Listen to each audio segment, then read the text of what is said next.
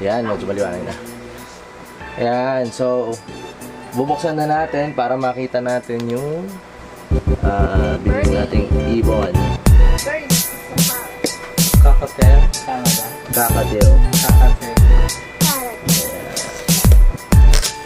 So sabi sa akin ng breeder, Literal na unboxing. isa siyang split follow kasi ewan ko kung bakit. So ayun.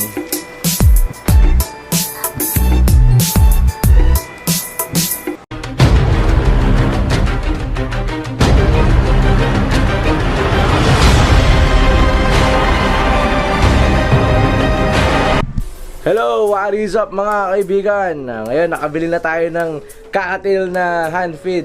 So mamaya i-unbox na natin siya. Ayan siya. Ililipat natin siya dito sa ating bin. So stay tuned. And so bubuksan na natin para makita natin yung binili nating ibon. Bird, isa carrot. Kakatel? Tama ba? Kakatil. Kakatel. Carrot. So sabi sa akin ng breeder, Literal na unboxing. isa siyang split follow kasi ewan ko kung bakit. So ayun.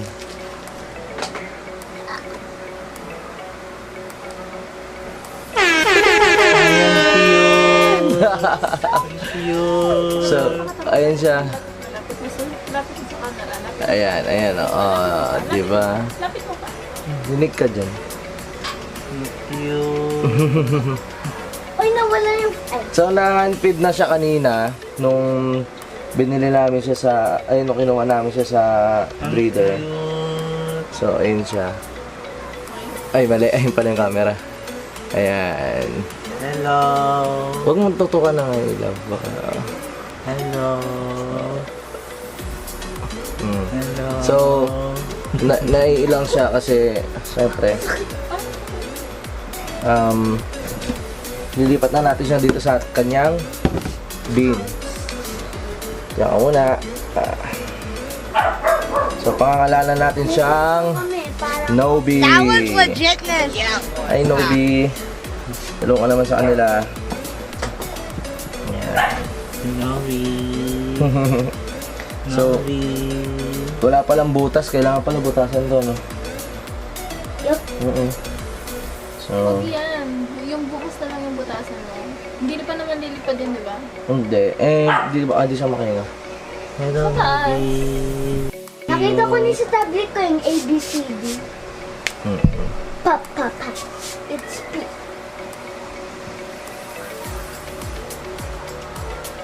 Busog Uy, pa ang to eh. ganda ng kulay niyan pag lumaki. Busog pa yan eh kasi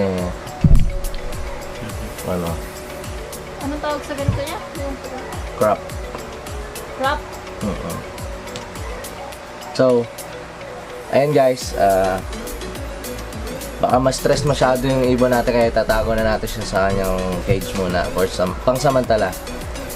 Pansamantala. So, stay tuned kayo kasi mapakita nyo kung paano lumaki siya. And alagaan natin siya na mabuti.